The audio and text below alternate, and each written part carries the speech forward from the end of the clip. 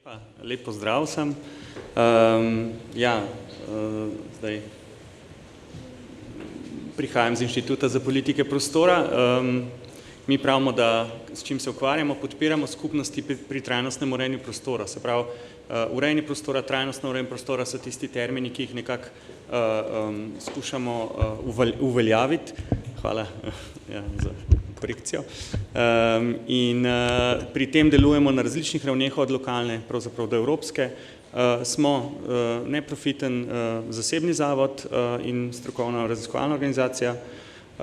Področje, s katerimi se ukvarjamo, so pa trajnostna mobilnost, urbane politike, se pravi, veliko sodelujemo z občinami, ustvarjanje prostora, po angleško placemaking, vam je mogoče malo bolj znano, in seveda participacija, se pravi sodelovanje z uporabniki, sodelovanje z javnostmi, kot nekako, bi rekel, horizontalna način delovanja. Nekaj naših takih bolj večjih projektov smo ena nacionalna točka evropskega programa Urbact, ki je namenjen mestom, ki omogoča izmenjavo izkušenj in znanj med mesti po Evropi. Pred že kar dobrimi 10 leti smo tudi vzpostavili nacionalno mrežo nevladnih organizacij na področju urejanja prostora, ki jo tudi koordiniramo, in od zadnjih 5 let tudi en program, ki ga s podporo Ministrstva za zdravje vodimo, ki podpira aktivno pot v šolo. Že okrog 100 šol nekako je v tem vključeno. Kaj je naš motiv, da se ukvarjamo z mobilnostjo? Mobilnost je tisti vidik, ki ga bom danes nekako skušal povezati s trajnostno gradnjo. Vse dejavnosti v prostoru so nekako povezane na eni strani z lokacijo, na drugi strani pa seveda z načinom premikanja od ene do druge lokacije. Mobilnost oziroma promet je torej tista temeljna značilnost kakršnega koli ukvarjanja s prostorom. To je prvi ključen razlog. Drugi je pa ta, da je trenutno prometni sistem, promet izjemno neučinkovito organiziran. Tukaj je ogromno dela za vse, ogromno v bistvu načinov oziroma potreb po tem, da se pač nekaj izboljša.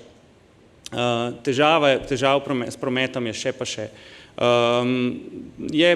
Posledično je največji vir izpustov toplogrednih plinov pri nas in tudi eden največjih nasploh, od tega seveda več kot 99% odpade na cestni promet pri nas.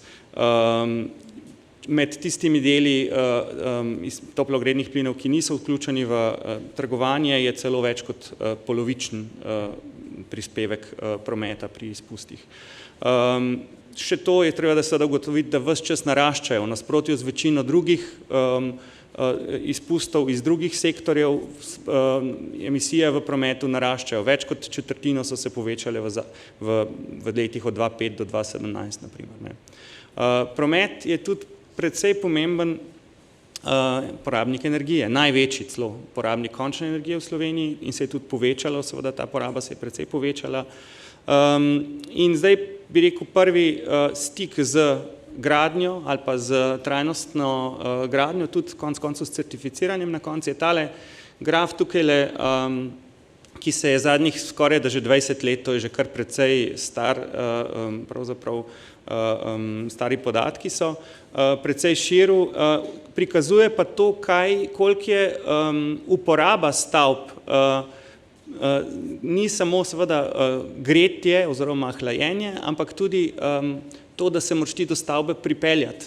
Nek vidik, ki ga, kakor sem razumel, še ni zaenkrat vključen v te vidike, ampak vedno bolj v svetu nekako prihaja do tudi načinov, kako to pravzaprav vključevati. No, tale graf prikazuje, kakšna je poraba energije recimo v nekem gospodinjstvu, ki je na levi strani neko primestno, na skrajni desni pa neko recimo energetsko učinkovito mestno gospodinjstvo. Skratka, ta rumen oziroma oranžen del prikazuje porabo zaradi toplote, se pravi poraba energije doma, ta zelen del pa tista, ki nastane zaradi prometa. Skratka, ta del, ki nastane zaradi prometa, se pri tistih gospodinjstvih, ki so locirana daleč od delovnih mest ali pa od trgovin ali pa od storitev, bistveno poveča. Posledica je tudi to, da smo v Sloveniji prvaki v Evropi potem koliko stroškov gospodinjstev porabimo za promet. Od lani smo, oziroma predlani smo pač čisto na vrhu 16,9%, po evropski metodologiji, po naši še več, po slovenski, po Sursovi. Vseh stroškov gospodinjstva je zaradi promet in to daleč največ za, ne toliko za nakup, kot za samo funkcioniranje, da se sploh lahko vozimo. Torej, ni nek luksus to, ni obsedenost z avtomobili, ampak je nuja. Stroški prometa se poznajo tudi pri občinah. Občine, ki imajo večji delež voženj z avtomobilom, imajo bistveno večje stroške za promet, kot pa občine, ki imajo večji delež voženj z javnim prometom ali na aktivne načine, se pravi peš ali s kolesom. To seveda se pozna na proračunih na dolgi rok in pač ima različne posledice. No, tukaj je še en malo drugačen način, kako to povedati, pač koliko stane družbo, če ti hodiš v službo, kolesariš, če se greš z javnim prevozom ali če pelješ se z avtomobilom. Če pelješ se z avtomobilom, boš za tisto, kar bo tebe koštalo 1 evro oziroma $1, v tem primeru več kot $9 ali evrov stal družbo. Se pravi z vsem, ker je treba zaradi tega, da se vzdržuje cestni, v glavnem infrastruktura in vse, kar gre zraven s tem. Tukaj verjetno ne vidite nič, ampak prikazuje pa pač uporabo oziroma potnike v javnem potniškem prometu v Sloveniji. Od leta 1990 do 2014, od 2014 je približno ravna črta naprej, tako na približno, ampak seveda to je ta druga posledica, zakaj so se nam stroški v prometu tako zelo povečali, ker smo vse stavili, bi rekel, na enega konja in imamo zdaj zaradi tega pač hude težave. In zdaj bi jaz tukajle poskušal nekako narediti še zdaj to navezavo na trajnostno gradnjo. Zdaj, kaj je, bi rekel, prvo pravilo, ki ga do zdaj nekako, mogoče danes nismo toliko slišali, ampak oziroma 3 pravila, kaj odnosa med mobilnostjo in trajnostno gradnjo. Lokacija, kot rečejo nepremičninarji. Pač prva stvar, ki ti najbolj vpliva na to, kakšna trajnostnost neke gradnje je njena lokacija, koliko daleč si od ostalih dejavnosti v prostoru. In to ti najbolj pravzaprav definira odnos do ostalih oziroma pač porabo energije in seveda vse ostale vidike, ki s tem pridejo, predvsem zaradi prometa. Kaj je dejavnost, ki tukaj lahko največ pomaga? Urbanizem.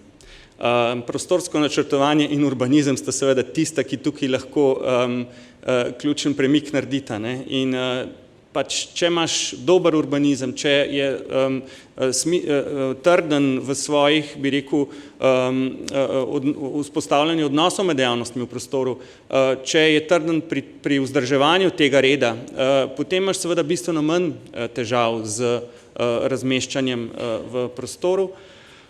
Če si pa, bi rekel, majčkeno bolj zrahljan pri teh pravilih ali pa če se ne moreš toliko zelo zanašati, da je urbanizem res tista, bi rekel, oporna točka, se pa seveda več prenese, več odgovornosti na samo stavbo. Zdaj, če sem majčkeno provokativen, tudi če seveda zgradiš najbolj trajnostno, nič energijsko ali pa celo plus energijsko stavbo nekje na periferiji, kaj si in ta nadomesti neko stavbo, ki je bila, ali pa dejavnost, ki je bila predtem nekje v središču mesta ali pa v neki, bi rekel, na neki bolj dostopni lokaciji, si seveda kljub temu, da si prihranil lahko pri energiji za samo delovanje stavbe, v kumulativi naredil več škode kot koristi. Ni čisto abstrakten primer, pač vem, da je sicer ELES član združenja, ampak Beričevo je tak primer, na katerega sem jaz že v času natečaja malo opozarjal, ki seveda ob tem, da je stavba sama zelo lahko, pa ni edini, seveda pač to je problem suburbanizacije nasploh, ampak pač stavba sama je lahko perfektna, najboljša, najlepša in seveda tudi vse vidike trajnostne gradnje upošteva v polni meri, ampak zaradi tega, ker so uporabniki te stavbe, zaradi tega primorani se voziti dlje, je seveda lahko težav zaradi tega več kot pa koristi.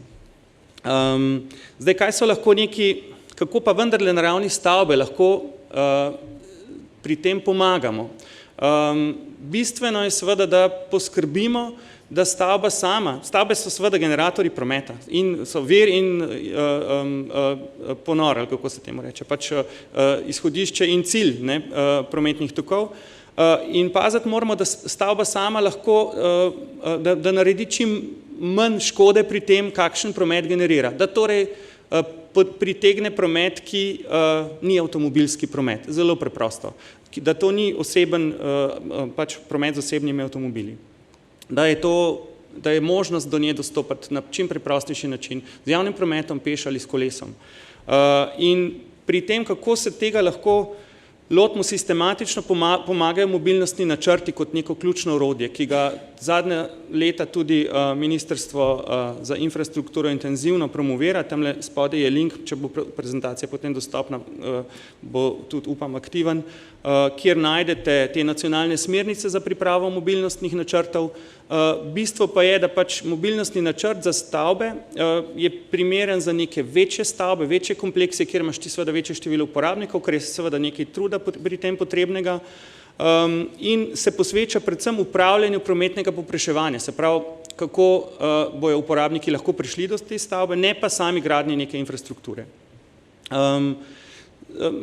Ima neke ključne, bi rekel, faze, se pravi zagon, analiza stanja, določitev ciljev in izzivov, in potem seveda ključen del je nabor ukrepov.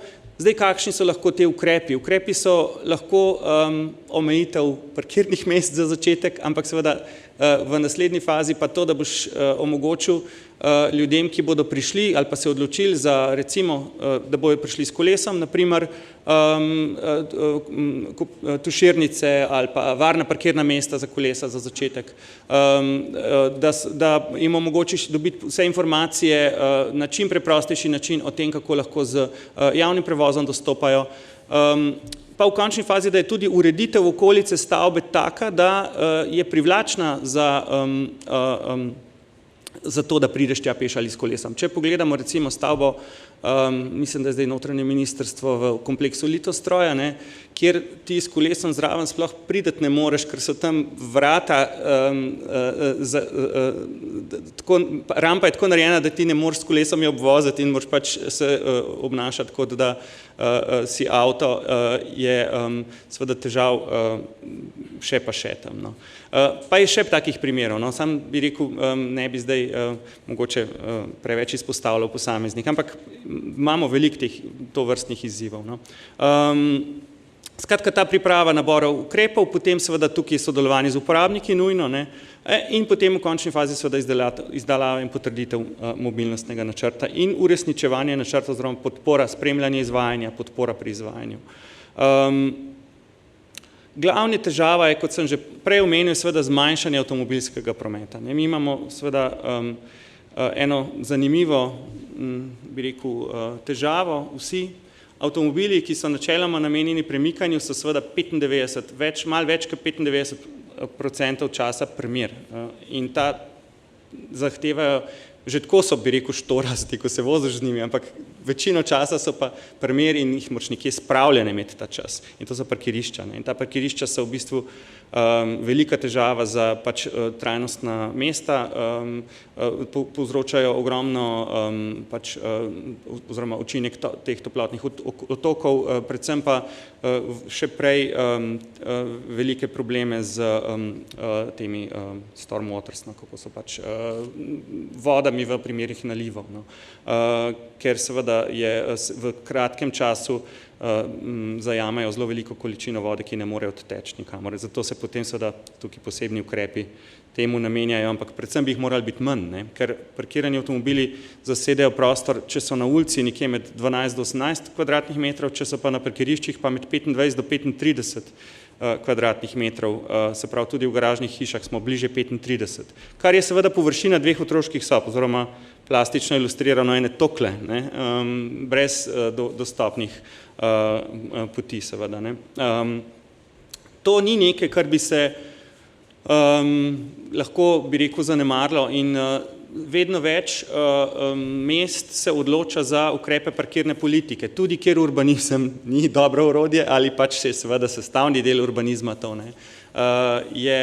So ukrepi parkirne politike lahko tisti, ki vseeno lahko pomagajo pri tem, da se ljudje racionalno obnašajo, kdaj bojo hodili z avtom, kdaj pa res jim to ni potrebno. Tlele je en pregled teh področij parkirne politike, ki pač jih poznamo, vsaj tale dva, ki sta obkrožena z rdečim, poznamo povsod bolj ali manj, to se pravi zaračunavanje parkirnine na ulici in pa tako imenovani parkirni normativi oziroma parkirni minimumi. Minimumi so seveda orodje, ki spodbuja več parkirišč, ne manj parkirišč in vedno več mest se zato odloča za določanje tako minimumov kot maksimumov. To se pravi, koliko parkirnih mest največ smeš imeti za neko dejavnost, ne najmanj, ker seveda cilj je ne imeti dovolj parkirišč, ampak imeti glih prav parkirišč, ne. No in potem so seveda še drugi ukrepi, ki so možni v zvezi s tem.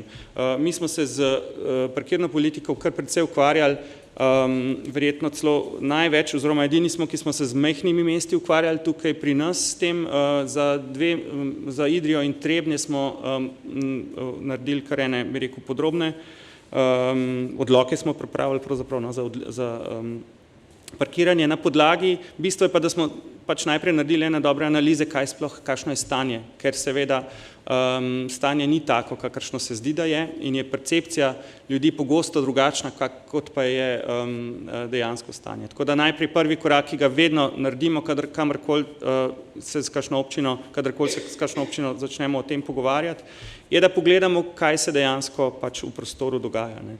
In dobimo sliko o tem, kdaj, na katerih mestih, na katerih lokacijah je kakšna zasedenost parkirišč in potem se da z ljudmi seveda malo drugače pogovarjati, ko oni rečejo, nikoli ne dobim prostora za parkirati, rečeš, lejte takole, tamle pač seveda imate možnost vedno na teh in teh parkiriščih, ki so res, da 2 minuti hoje stran od tam, kjer vi sicer ste navajeni parkirati.